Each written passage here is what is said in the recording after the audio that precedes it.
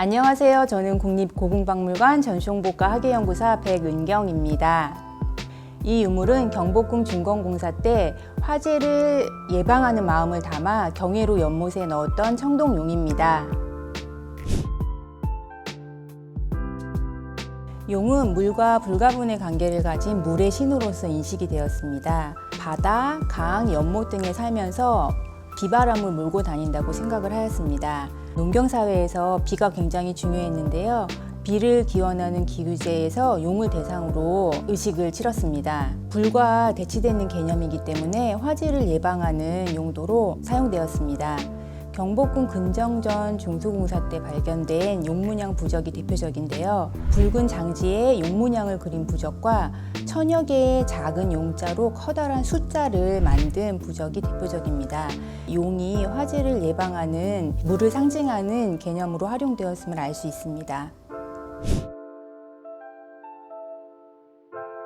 현재까지 발견된 예는 없습니다. 1865년부터 68년까지 있었던 경복궁 준건공사를 기록한 경복궁 연건일기에 따르면 이 용은 1865년에 제작이 되었습니다. 당시에 김재수라는 사람이 이 제작의 총감독을 맡았고요. 반쪽씩 주조를 해서 붙이는 방식으로 한 쌍이 제작되었습니다. 1867년 7월에 용을 그 경회로 연못에 가라앉혔다고 기록이 되어 있는데요. 궁궐을 영원토록 지켜달라는 그런 간절한 기원이 담겨 있습니다.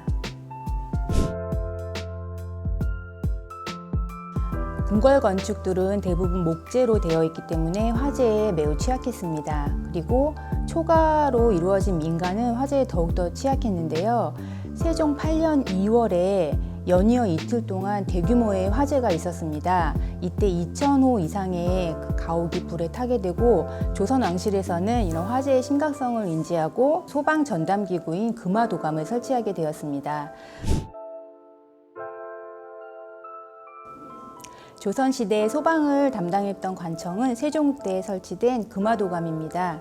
도감이 약간 임시적인 관청의 성격을 지니고 있는데요. 이렇기 때문에 이런 소방 전담 기구는 역사 속에서 존폐를 거듭하다가 결국은 사라지게 되었습니다. 그리고 고종 때에 경찰, 소방 등의 업무를 하는 경무사에서 이 관련 업무를 처리하게 되었습니다. 근대적인 의미의 소방서는 1925년에 설립된 경성소방서가 최초의 소방서입니다.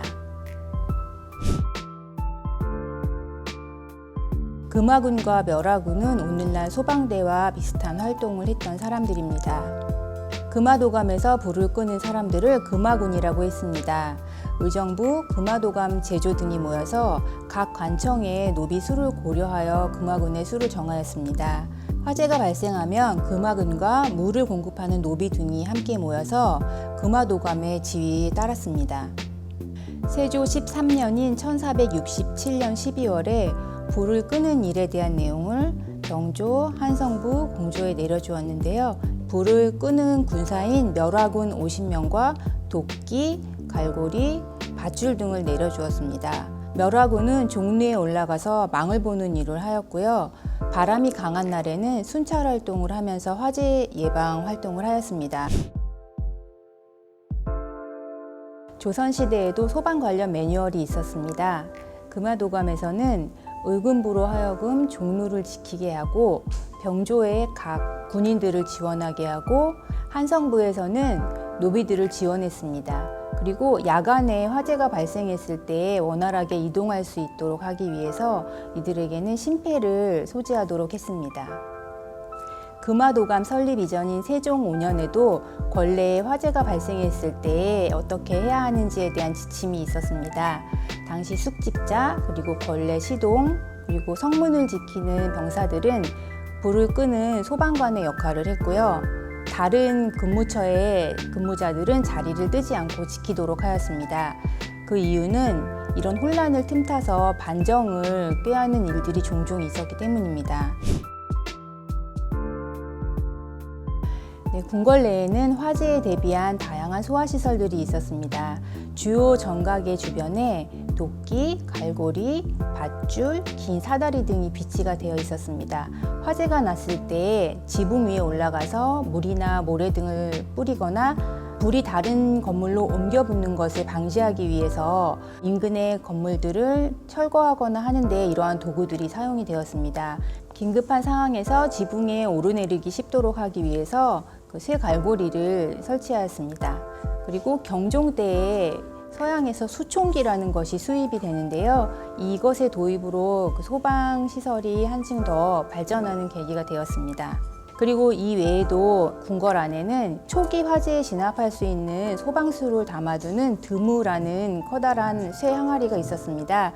거기에 이제 물을 항상 비치를 해놓고 화마가 왔다가 물에 비친 자기의 얼굴을 보고 놀라서 도망가게끔 하기 위한 의도도 있었다고 합니다.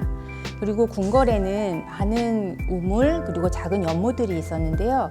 그것은 이제 식수나 또는 조경을 위한 그런 요소이기도 했지만 화재 시에 사용하기 위한 목적도 있었다고 합니다. 창덕궁과 창경궁을 자세하게 묘사한 동굴도를 살펴보면 그 각 주요 정각 앞에 드무 그리고 우물 그리고 크고 작은 연못들을 확인할 수 있습니다.